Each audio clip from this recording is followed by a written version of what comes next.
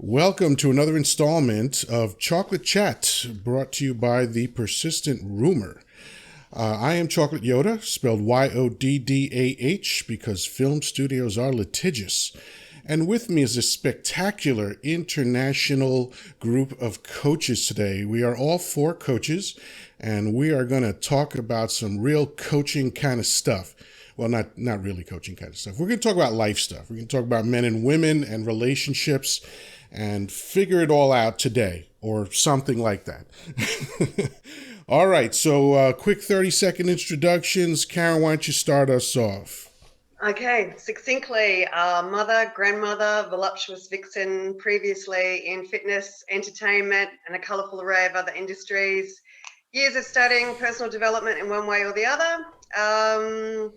Workshop presenter, coach, author, all-round student of life, empower of women. Excellent. And rounding off the Aussie corner is Janelle. Like Karen said, much the same background in coaching, facilitating women's workshops and retreats. I train trainers how to be trainers in Australia's vocational education sector as well. Advocate for women's voices, for equality, and also for nurturing and honouring men in that process. I could keep going, but I'm going to stop right there. We can all keep going. Yeah, exactly. Let's not bore people with our CVs, right? Right. So, Dr. Ron, rock and roll, brother. Well, I am a talk show host. I've been in the entertainment industry for over 45 years. I have been mentoring and coaching people how to survive this thing called life. And I do my very best to try and help them to avoid the potholes in life. And every now and then I make people laugh. There you go. All right. And when I'm not Chocolate Yoda, I am a keynote speaker, seminar leader, coach, and consultant. Once in a while, I have a happy client. Basically, I've spent the last 25 years coaching people through just life, relationship issues, performance issues at work, performance issues in life, that kind of stuff. And now I host the Persistent Rumor podcast with my sidekick, Chancleta. And this is a subset of that podcast called Chocolate Chat, where I interview interesting people. All right, so today's topic, as I mentioned, men and women and relationships. So the first thing I want to do is ask the ladies. Ladies, how do women mess up relationships when they do mess up relationships? Did you say we only had an hour? That's right. Janelle, do you want to go first? Sure, because I've messed up lots of them. I'm currently single, so still trying to figure it out. I think the key thing, though, is I'm going to speak from my own experience, not speaking up when things are going pear-shaped, and not just speaking up, but those subtle hints that we drop, the where we think we're communicating, not speaking directly and saying, hey, this is exactly what's on my mind. I would say also projecting insecurities into the relationship is a number one killer.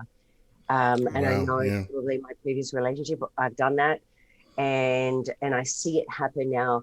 And especially watching some reality TV shows, and you see it unfold, and the ripple effects are extraordinary. So I think there's two main ways. I know that they're the main ways I screw it up. Right. And now, what happens when you try to have men read your mind? When you don't say exactly what's on your mind, and you're just kind of hoping that they figure it out? How does that work out for you?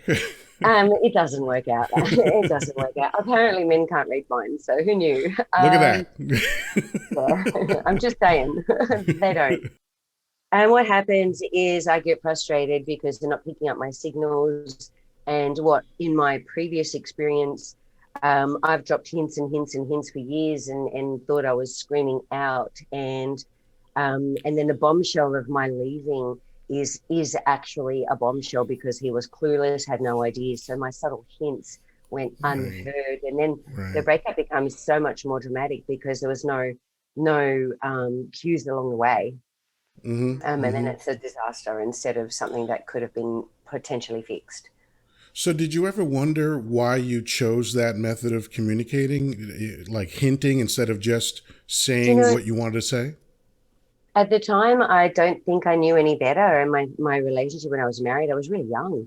I was 23, and I just didn't know any better. I'd done a little bit of personal development, but I had no idea the extent of, the baggage and the stuff that I brought into the relationship and how much it actually impacted until I left and then started to do the big, heavy lifting kind of personal development work where I was able to really explore the part that I played and then take responsibility for it. I Right. can probably honestly say that there was lots of finger pointing up until then when I realized Right. that And I was so, actually the and Can now I cause. just you add have a a little bit there? comparison. Oh, I'm sorry. One quick last question. So now you have a comparison between how you used to do it and how you do it now. Which one's better? The way where I'm heading is definitely better because I made a vow to never have a relationship again where I wasn't able to speak up and use my voice to say what I want. I'm committed to open communication, committed to sorting my shit out so I don't project Hmm. insecurities into the relationship. And I think Right. that makes a huge difference. Right. Right. Yeah. Thank you so Mm. much. All right, Karen, fire away. Uh, I was simply going to expand on something Janelle said, which is all, of high value, is that when you asked how the hinting was working for you, and that's a term that you can use now, Janelle, because we're aware of it. But at the Yeah. time, I don't think that we consciously were aware of the fact that we were hinting. That was simply the learnt vocabulary from mothers, grandmothers, females around you. So it isn't a Hmm. case of actually consciously saying, oh, we were hinting to the man. We were actually communicating in the way that we'd been taught to communicate. Yeah. And other women could understand us going, well, why isn't he doing A or B or C? But clearly this was a massive miscommunication for men. So I'm wiser now, Janelle's wiser now, but there are a lot of women still sitting in the hinting form of communication, not realizing that that's what they're doing.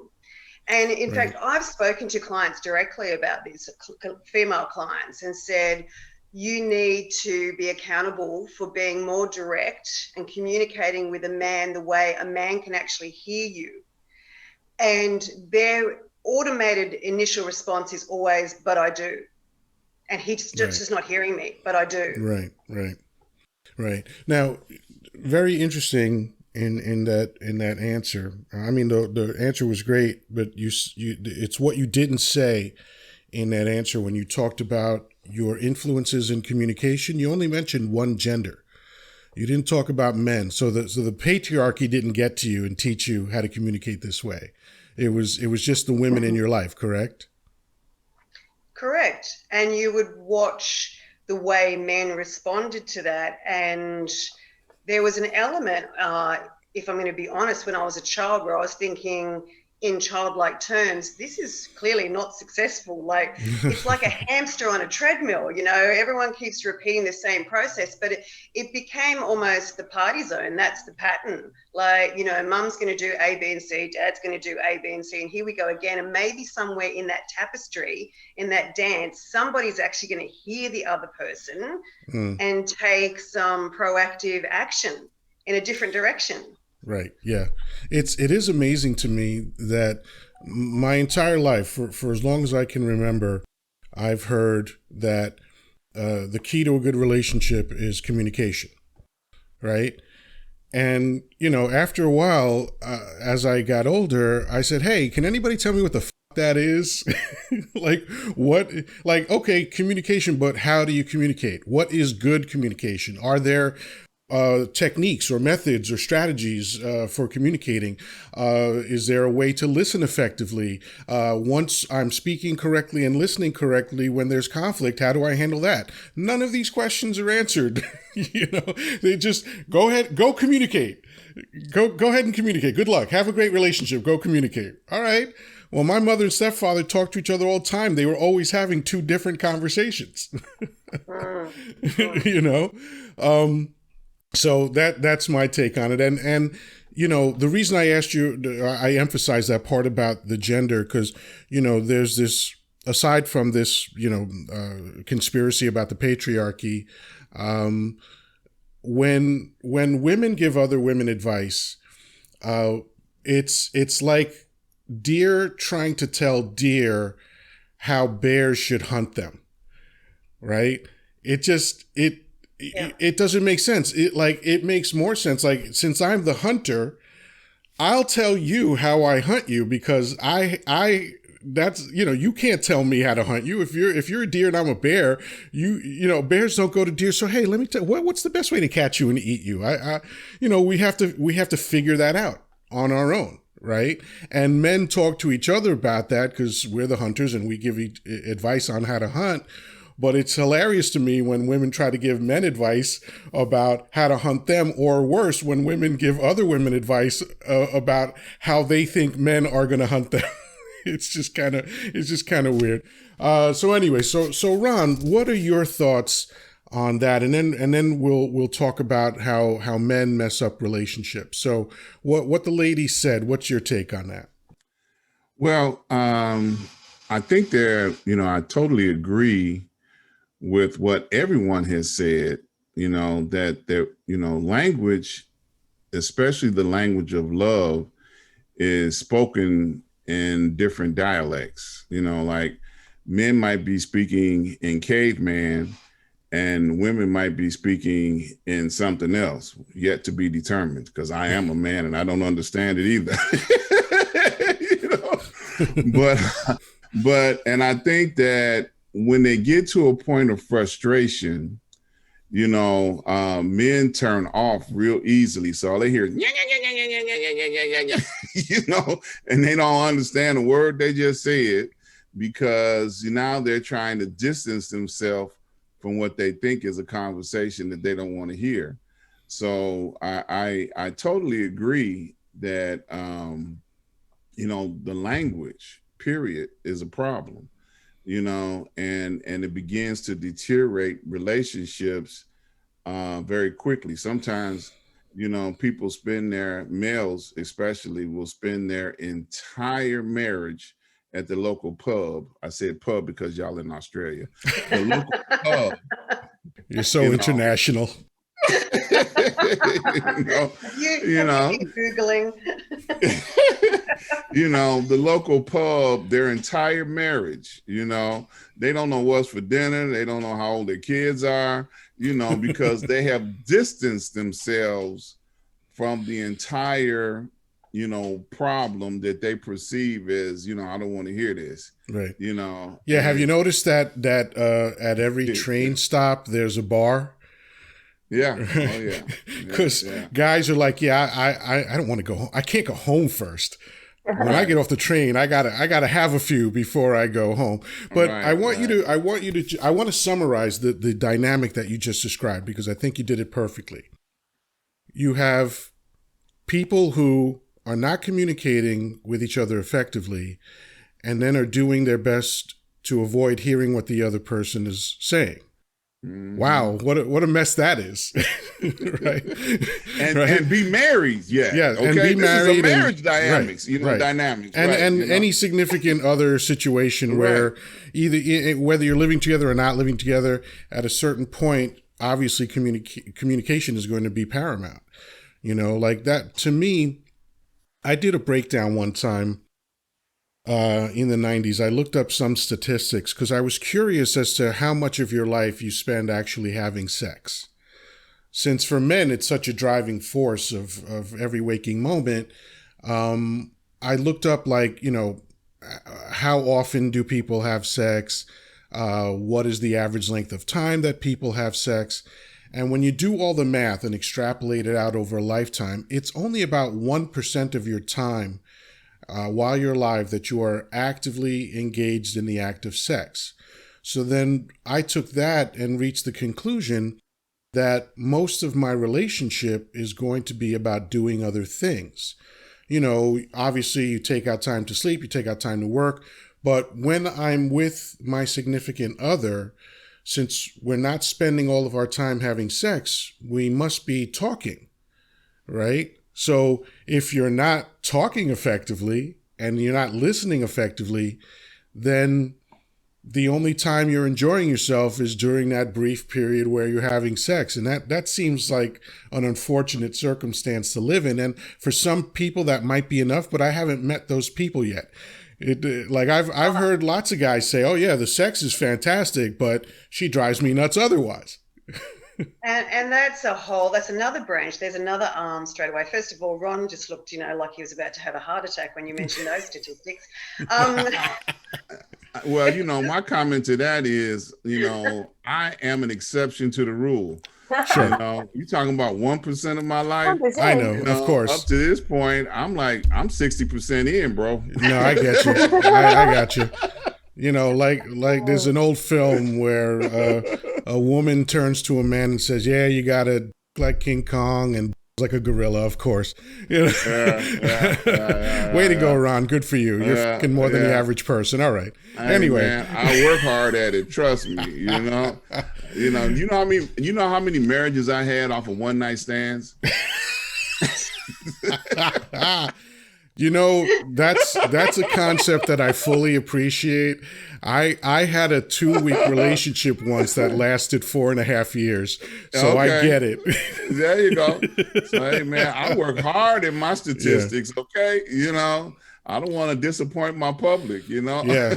Listen, I had a year-long relationship once with a woman where we only had 15 good minutes in that whole year, and not all at once. So, okay. All right. Can I interject the testosterone zone? Please. Come on with it.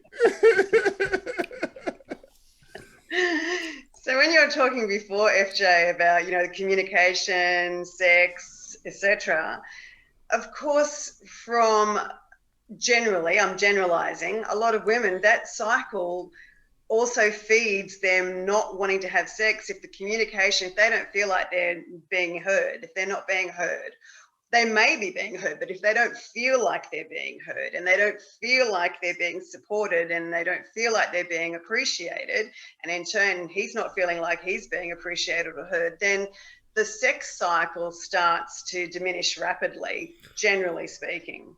Well, this is an area where men are superior to women because we will power through any disappointments that we have, and we'll have sex no matter what.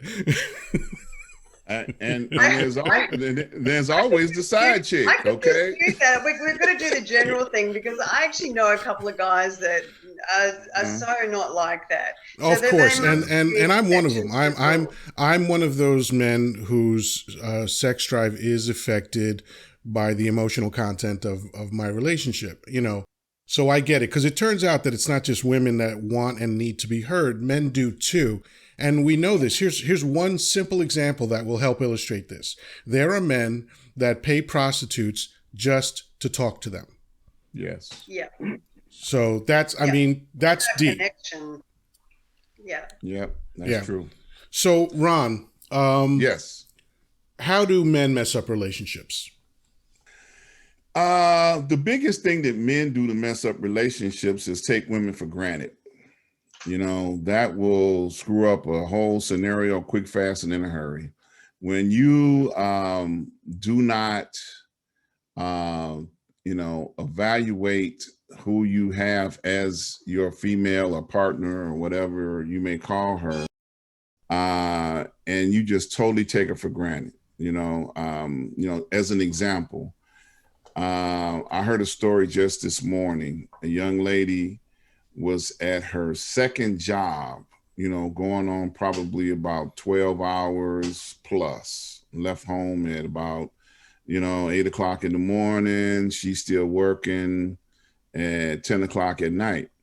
Her significant other called her up and asked him, "Are you going to stop and bring something home to eat? Because I haven't eaten all day." Mm. So that's the kind of scenario that does not lead to, very good feelings on the female's part. She's working her second job, and then now I got to go home and worry about, feeding you, who you've been off all day, sitting on the couch watching TV. Why didn't you get up and feed yourself and everybody else in the house? So it's kind of a situation where they felt unappreciated, and I understand that because it's not, vetting their feelings and their appreciation for them working a second job. And then, in the evening when it's time to decline and relax, go home and chill, now I got to worry about feeding you. So it's one of those scenarios where I think the biggest thing that men make the biggest mistake with is, not taking into consideration their partner's, feelings and concerns. Like when a woman explains something to a man, and he's like, I don't know what she said, but okay. Have no idea what the request was. It could have been something as simple as, would you please put the toilet seat down? Now, I don't know if they have that issue in Australia, but in America. I don't understand that, but go ahead. I'll get to that in a moment, but go ahead. Universal. It could be something as simple as that. How many times I got to tell you to put down the toilet seat? And like, keep on walking, and not honoring the request. Okay. So the next time she stumbles into the bathroom at 3:00 in the morning with the lights off, she's falling into a toilet of water, and she's like livid, This is a hill that I'm willing to die on. How about this? How about check the fucking seat before you sit down? Okay. Simple as it sounds. Why do I got to worry about? I live alone and I check the seat before I sit down. Look, all right. brother, why does this have to be a thing? I've heard it all the time, and my answer's the same every time. Check the fucking seat before you sit down. Stop being stupid. It's an equal opportunity there. Well, wait. Okay. Go ahead, Karen. I know where you're headed. A little consideration, right? Do you leave it up after you're done to consider me? No, you don't. Well, I always say, how about a little bit of balance, in the sense of, I don't need you to balance on the toilet seat. In the sense of a woman, we're doing trapeze work now. So often, again, I'm going to be general. So often you walk into a bathroom and there's the makeup, there's the hair dryer, there could be knickers drying for all those, so you've got all that going on. And then the woman will say, could you put the toilet seat down? It's annoying the hell out of me. Meanwhile, he can't even get to the sink.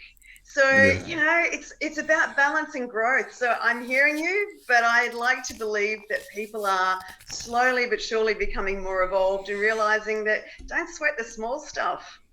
Well, it's too slow for me. For a morning swim. The evolution is not happening fast enough for me, but that's what this podcast is about, to maybe help it along a little bit. Sometimes you need a UN peace council to come in and arbitrate. Some of the small stuff, as you just said, because in men's minds, it's like, what the hell is the problem? And then we're never ever going to see eye to eye on something, because our vision might be up here because we 6 feet and y'all might be 5 foot something. So the vision, what we're seeing, is never going to be eye to eye. They need to be able to, climb up or come down to another person's level to be able to understand what the issues are. And then the biggest thing, and I cannot, move on without this. I know we only got an hour show. No, you good. But I got to say this, men never see things. I shouldn't say never. I'm going to say generally, see things emotionally. Women always see things generally emotionally. Okay. Their emotions are in every complaint or issue that they have. And men, they just don't feel emotions in that stuff, Right. It's not there. It's just like, okay, I heard you, and keep on moving.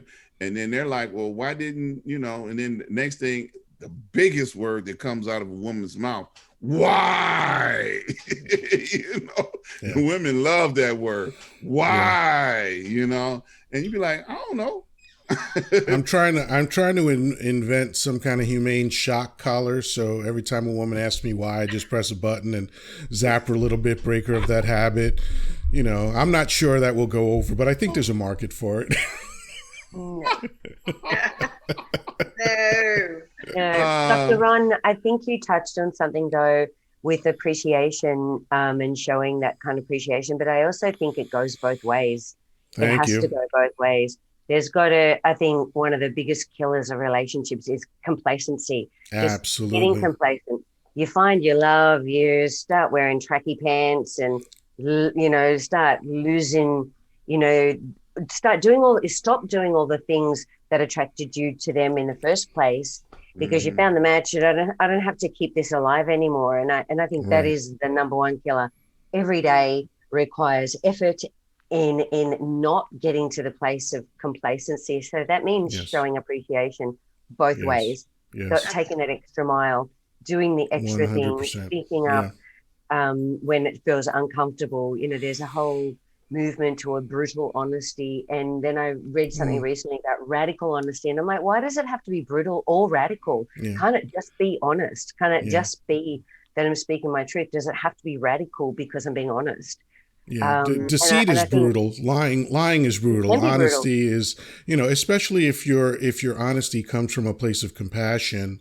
You're not, Absolutely. because I could use honesty to hurt somebody if I want to, and maybe that's the idea of brutal honesty. But Brutal, yeah. it's not used in that context. It's sort of the idea that all honesty is brutal, but that's not true. Like you can say what you have to say to someone in an effort to help them, in an effort to improve the situation, and that's just things like we're all coaches, right? So if we're not honest with our clients, we are of no value to our clients at all, right? Mm. But we're not saying to our clients, "Hey, shut up, stupid." We're saying, "Hey, that's all right. I heard what you said. Let me reflect it back to you. What do you think about it?" That kind of, and you could do that in relationships too. And Janelle, what you're describing is something that I've had to bring to the forefront in relationships on several occasions, which is the idea of complacency. I call it getting comfortable.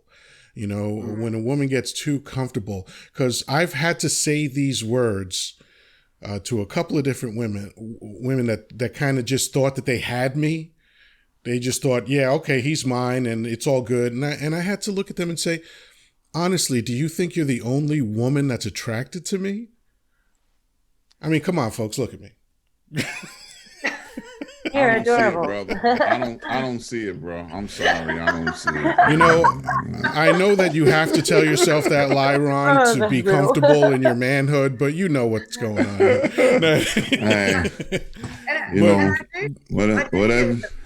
I do feel that there are a lot more women that I'm aware of who are working much harder on appreciation. And while they're working on appreciation, there appears to be some connection with less complacency. Because if they're sitting in a state of constantly appreciating their partner for doing A, B, and C, absolutely. and they actually then are still honoring themselves, then they are far less complacent in their relationship and with the other person, but also with themselves.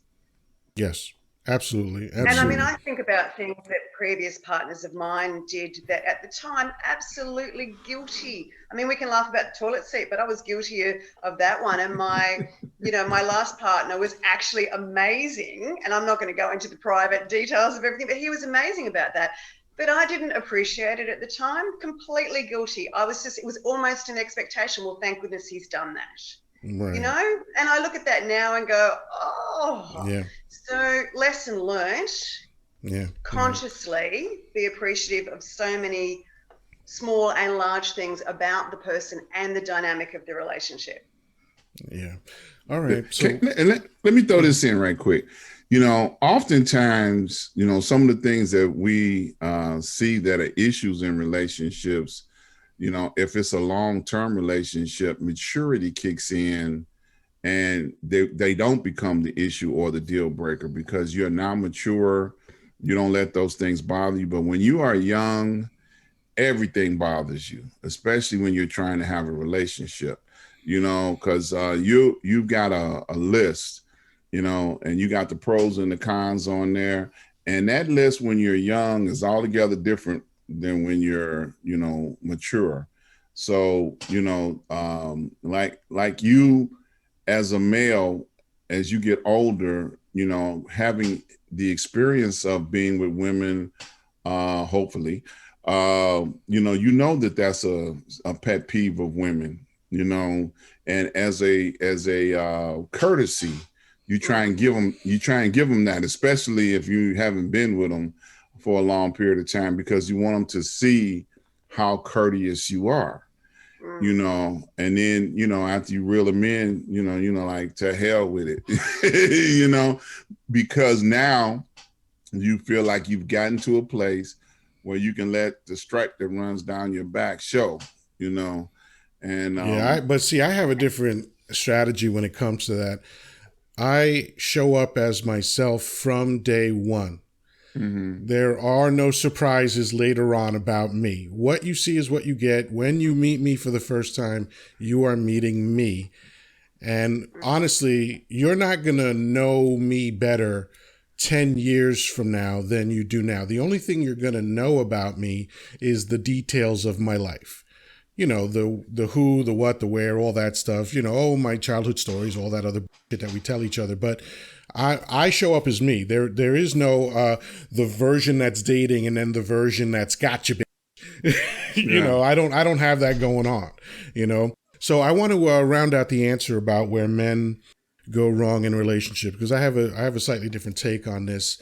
Although I don't disagree with what you said at all, Ron. But for me, I think men fail in a relationship because they fail to fulfill their role as nature intended.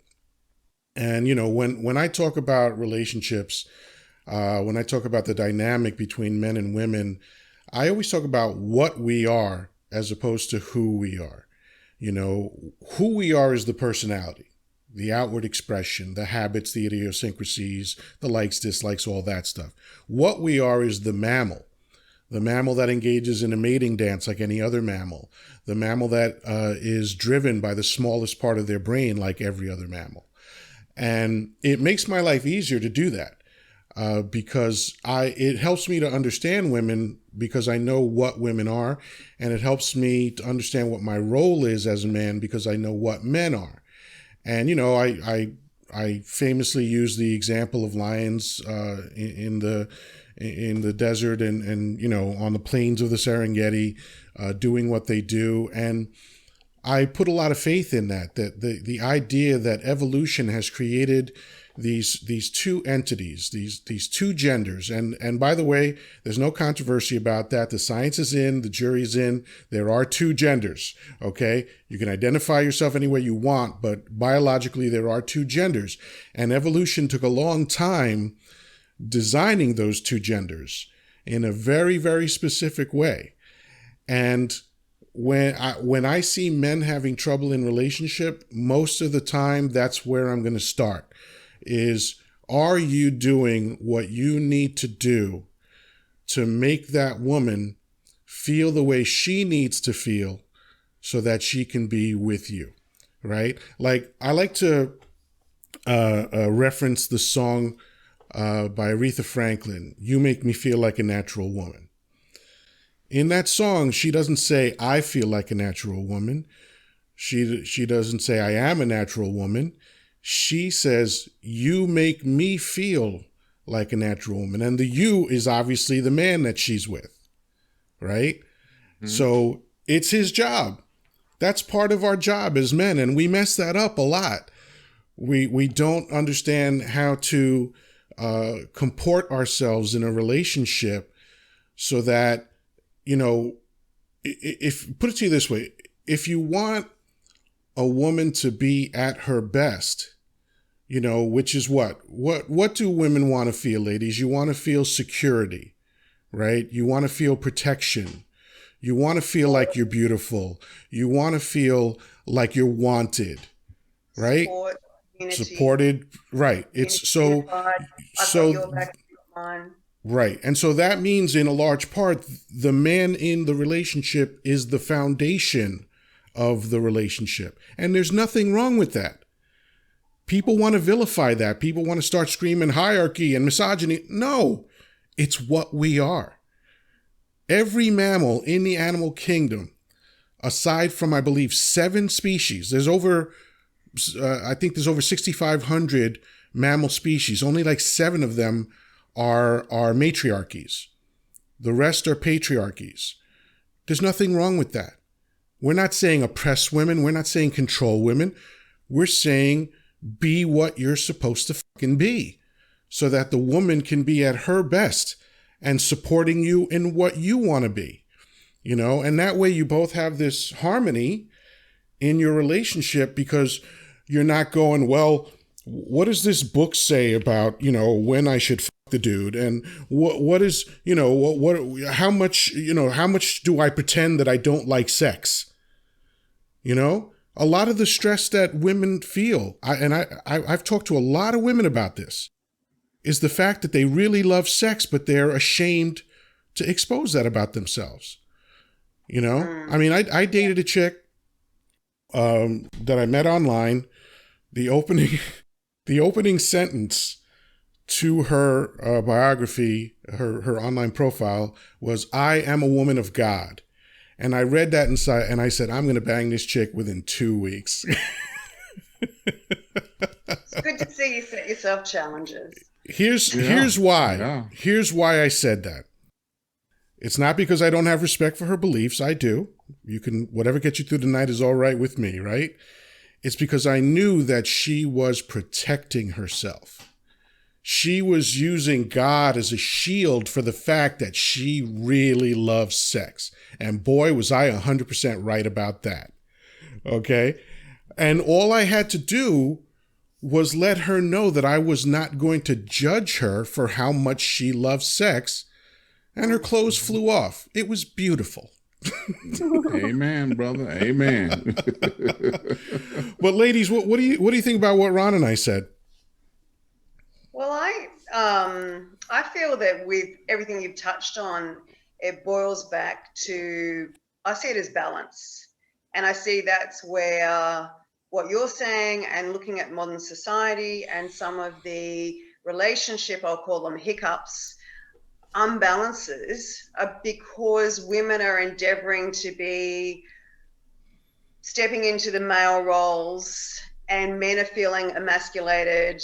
And there's a lot of that going on as well. And some women will do it consciously because they believe it's a power thing or a control thing. They do it because they see that their partner isn't, in their eyes, stepping up and doing what they want or their expectation. So they go, right, I have to do this because nobody else is going to do it. So I see that underlying what you were saying, FJ, is in modern society one of the main components for unbalance in relationships as far as male and female polarity goes. I totally agree. I totally agree. I actually feel I feel for men right now because in my experience in dating, especially for the last long time, let's just say, I've dated men who are just too easily emasculated or come across as being threatened because I'm assertive or because I'm confident or because I ask for what I want. I've had men even not want to be with me because of that, because they can't handle my greatness. That's right. But I don't mean that in jest. I mean that for real. Where there's a balance. Like I'm a single mum. I've had to do everything for my life. Like Karen, it's very similar in a lot of ways, where we've had to make our own way, and that can be really threatening or emasculating for a man who maybe doesn't have the same kind of convictions, and the balance is not right. Like at the end of the day, I totally agree with you, FJ, that we are animals. We've got hunter and gatherer. No matter what our society has evolved into, we still have animal instincts. And I think we have to kind of bring that balance. It doesn't mean that I need to put an apron on and stand at the sink and do the dishes. Not at all. But understanding the equality in the relationship from an animalistic point of view or an instinctive point of view, I think is absolutely critical, because I think we've totally lost our way. And too many men, if you look at the statistics on suicide in the male categories, is actually the highest statistic, I think, around the 45-year-old. And there's a reason for that. And I think that if women could just step back and have a look at those reasons, that we are a huge part of that reason. Yeah. And also another point that Janelle's making, which the pill is swallowed more easily when it comes from a woman than it does from a man. And that is that you have so many women that feel if they sit in their innate energy, their feminine energy, then they're actually being transported back in time. As you were saying, Janelle, like putting on the apron. It doesn't mean they have to become a Stepford wife. And this is where women actually, you know, for all of the liberation and growth, it's almost now like we have to re-educate some of it because it's gone to the other extreme. And Janelle's correct. I too actually feel enormously for men at this time. It does feel unbalanced to me in society. And I think that there's a lot of men that have lost their way because women are attempting to take on their role and their role. Right. Yeah. So here's the thing about that. I hear what you're both saying. Here's my perspective. Just like not every lion gets the lioness, not every man deserves to be with you. You deserve to have tests that a man has to pass because that's how it works in all of nature. The male of the species always has to either display strength, display capability, or display beauty, right? Sometimes all three. And that's a test that evolution set up so that the female can know who is the right one, who is the man that deserves to be with her. So guess what, ladies? Not every man deserves to be with you. The ones that are intimidated by your personalities, by your dynamics, by your strength, fuck them. Dismiss them. Brush them off like you would brush away a gnat. They don't deserve to be with you. It's that simple. And guess what? I have my test too. Not every chick gets through the gates. I have stages that they have to cross, and they will. And I don't care if they're in the last stage. If they fuck that up, they're out. I have no problem with that because I have less birthdays in front of me than behind me. I am not wasting my fucking time. Okay. So anyway, Ron, fire away, my friend. Oh, you know I got something, don't you? I could see the agent of chaos revving up. Lord have mercy. All I want to say to Janelle is that if there's a guy that you really wanted to, cross the threshold with, all you got to do is wear that apron. Most men will call that foreplay. If they see you in the kitchen in that apron, they're going, boy, I'm in, it's going on. See, if I saw him I'm not going to tell you that I would think that was foreplay. Yeah, listen. I'm sorry, say that again. Go ahead. If I saw him in the kitchen with an apron on, I would consider that foreplay. There you go. There you go. Yeah, listen, I'm not going to tell you that I was picturing Janelle in the kitchen with an apron on and nothing else, but I'm not going to tell you I wasn't thinking that either. Yeah, hey, I got stuck right there. I didn't hear nothing else nobody said. I was like, okay.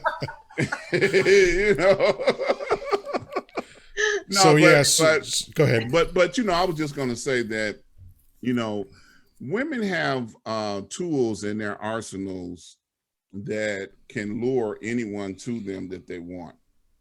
Just like Yoda was saying, when you're in the jungle, when a lioness is ready to be mounted by a lion, she puts out a scent. And then that drives all the males crazy into pride. And like he was saying, there's going to be a fight because only the dominant male is going to mount her first. Now that other lion, the male lion that's in the pride, he can get a second, or third, depending on how many males they have in there, because the dominant male is going to mount her first. Okay. And she lets the males know that she is ready to be mounted. And the misfortune of most animal species is that they only mount each other for procreation. as human beings, we have the ability to be able to mount each other for pleasure and pleasure only. It doesn't have Well, you to got be to practice. procreation. You got to practice as much as Yeah. possible. Exactly. I'm into that. That's why, I'm going, look, I'm finna do a routine on you now. Going back to that thing about the Yeah, 1%. Here it comes. I knew There it. you go. So like, my theory has always been, to avoid conversation as much as possible. So if you knock them out, or hang in there with a sex act long enough until they go to sleep, then you ain't got to have a conversation. You can just move forward from there. I think that's such a poor choice of words. Knock them out. Like, I just want to remind you that we're all coaches here. Yeah. But hey, I'd like to see a lioness in an apron. Hey. Actually, as I say that. There you go. So let's the interesting thing about all of this, right? What we were just talking about, how nature works. Mm-hmm. So here's one of the differences. I think there's two differences. The advice that women give each other from what has been shared with me. I know that women are very, very good at teaching each other and other women how to get a man, but not necessarily how to keep a man, right? There's not a lot, like when I've asked every woman that I've been with, yes, your mother talked to you about doing this, doing that, doing the other thing to get a man. Did she ever tell you how to keep one? Not one woman has ever said yes to that. All right. And the other difference is that in the wild, the mating dance happens once. In the human species, women want the mating dance to continue. And that can be a little inconvenient for a guy, but, again, each man has to decide whether they want to accept that or reject that idea. Well said, my good man. I left everyone stunned. I like that. My work here is done. Well said. Well said. Well said. Thank you. Go ahead. Yeah. Go, Janelle. I have. Well, I was going to say in the retreats that I used to run, the goddess retreats, there was a whole sexuality component, and I was surprised at how many women hadn't had orgasms during intercourse or had a massive dysfunction. And a lot of the time their marriages were on the rocks because of the lack of sexuality. When you first meet someone, you're shagging each other as often as you can, and then it slowly declines. And men will quite often stray if they're not getting their needs met, and women do too. So a lot of my advice was, you got to get on your knees and bend over every now and then if you want to keep him happy. You can't withhold sexuality because he's going to experience love through that, and the more you withhold that, the less he's going to feel connected to you. So you got to take one for the team every now and then if you don't feel like it, not necessarily if you don't feel like it, but and you've also got to be honest and accountable and responsible and own your own shit. Like if he's if you're faking orgasms, or he's doing something that, might have worked for somebody else, but it's not working for you, then you need to actually be able to voice that. You need to own that and have a conversation with him. He's not a mind reader, and you're responsible for the pleasure of your own body. So that's the other area that I see where younger women are better at it than sort of from around 40 years up. Those women still need to be educated. It's a generational thing. So that's the other thing. I think there's a lot of pressure on men in the bedroom, period, but I think there's a lot of pressure on men in the bedroom more so when they've got a woman who actually either doesn't know her own body or won't have the courage to actually speak up and say, this is what I really enjoy. And the other thing along with that, women that fake their orgasms are directly contributing to their own terrible sexual experiences. It is one of the dumbest things that women do sexually is fake an orgasm, And on the men's side, I am still surprised when guys my age, I'm 56, And there are men my age that are saying, yeah, I don't know about how the clit works and all that stuff. And I'm like, shame on you, man. I learned this stuff pre-internet. There were books that I wanted to know how the female anatomy worked because I'm a pattern recognition guy. And one of the patterns that I noticed when I was a pre-teenager was the types of complaints that women had about men. Not romantic, no foreplay, finishes too quickly. Those were the top 3 complaints that I heard. And of course, they said, yeah, and all of that leads to their own frustration because they're not sexually gratified. So I was, in a way, kind of paranoid before I ever had sex for the first time because I was like, yeah, I don't want women complaining about me that way, you know. So I literally learned. So it's like if a 13-year-old pre-internet can learn about the female anatomy, which, by the way, fellas, I hate to tell you, it's not mysterious. They all work the same fucking way. Okay? There may be quirks and different slight preferences and blah, blah, blah, but, you know, anatomy generally is pretty consistent if it's in the body of a healthy person. And so for the guys that don't know how the female anatomy work, that's on you, man. That's on you for being lazy. Learn it. This shit is not hard. Yeah. You know, Can let I me just add, sorry, Ron, can I just add something Go ahead. really quickly? There's also another reason, again, it's generational, not so much the younger women of today. There's another reason why women fake orgasms, and that's because our mothers taught us to keep our man happy. And I know even my grandmother had spoken to me, and she used the analogy one day when we were just sitting chatting, and she said, darling, it's just like waiting for a kettle to boil, referring to a man having an orgasm. And it was, you know, it was part of being a good wife in those days was to actually make sure he felt like the man and he was happy. So a lot of women who started faking orgasms a generation or 2 ago, it came from that place of keeping their husband happy, but then they just simply kept teaching the pattern. Yeah, and those things obviously are not mutually exclusive. You can attend to his orgasm and attend to yours, and there's no conflict there, you know. And look, let's face it, as far as society goes, and again, most societies are patriarchal. If you think about worldwide, I mean, in the 1800s, the late 1800s, there was still debate as to whether women even had orgasms or even enjoyed sex.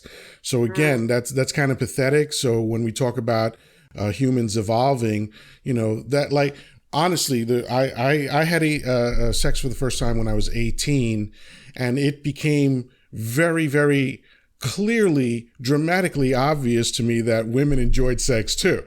You know, that, you know, to not be able to figure that out as a collective for 300,000 years, man, that's pretty fucking pathetic. You know? Well, you know, and for me in my lifetime, you know, I was very blessed at a very young age as a teenager to have cougars in my life before the term was even invented, you know, and I was taught to ask questions, you know, am I doing this right? You know, what do you like? What do you don't like? You know, and it was very educational because, you know, men have just as much difficulty trying to find their way around women, you know, than most guys in the locker room talk about. Oh yeah, sure, I can please every woman I'm with. Now, that's a lie, you know, because men feel like in their mind that they did a great job. But, you know, realistically speaking, some of these guys are the reason why some of these women have never had an orgasm because they never went through the, you know, the process of finding what makes this woman get off, you know, and they've written books about it before, you know, before the internet. Yeah, it's so easy to learn. You know, the whole piston in the Volkswagen thing is like, you know, like you were talking about your retreats, Janelle. Well, we know statistically 60% of women clitorally, not vaginally. So how about you start there, guys? Like figure this shit out. So we're going to start wrapping up, but I want to point out that was one question. Again? And that's okay. That gives us a reason to get together again, because I do have another question that I wanted to ask, and I'm not going to ask it now because we're going to wrap up. But my hope is that people start to broaden out how they think about these things, and for men to look at themselves differently and to see women differently, and for women to do the same. It's not that we can claim that we have the perfect answer to every situation, but as coaches, we talk to a lot of people about a lot of different things and realize that there's a lot of consistency to what ails people. And in relationships, the more we bring out these things that have never been talked about before, the more people will have an opportunity to take what we say and apply it to their own life. And that's my sincere desire for these conversations. And I love you all for your participation. I'd like to go around and tell us where we can find you online. Let's go in the same order as before. Karen? You can find me on Facebook under Karen Lyons. You can find me on Instagram under Karen M. Lyons. And yep, that'll do for the moment. Yeah, Right, you can find excellent. me on Facebook, Janelle Manton, and you can find me on Instagram as Top Secret Janelle. All right. And Manton, Manton, right? Manton. Manton, yeah. Yeah. All right. And I'll put everybody's name up. And if are there any pictures of you by any chance in a skirt? I'm just curious, or in an apron, or on all fours. You mentioned that earlier too. I'm not thinking about that though. Don't worry. Sorted out for you if you really need it. Man, I want to know where that website is at myself. I'll be on Instagram in a few minutes. No, we're not objectifying women or anything right now, are we? No, I'm just appreciating women, and specifically one woman. And of course, thankfully on Karen's Facebook page, there is an abundance of beautiful photographs as well. And not that I've spent whole afternoons looking at them. Don't worry, I would never do that. But go ahead, Ron. Where can we find you? ask-dr-ron.com. That's askdrron.com. You'll find all of my information, all of my social media places, videos, information about me.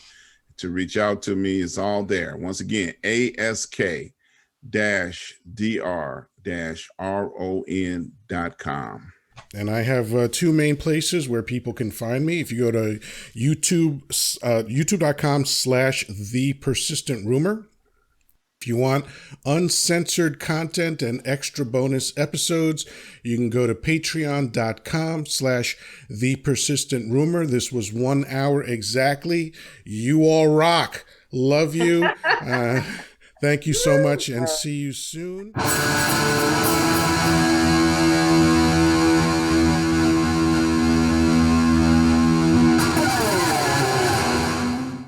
Hey everyone, thanks for watching. If you'd like to subscribe, you can do that right here, or right down here. There's other videos that you can watch. And if you'd like to check out some uncensored content, you can check us out on patreon.com/thepersistentrumor. Thanks a lot again. Talk to you soon.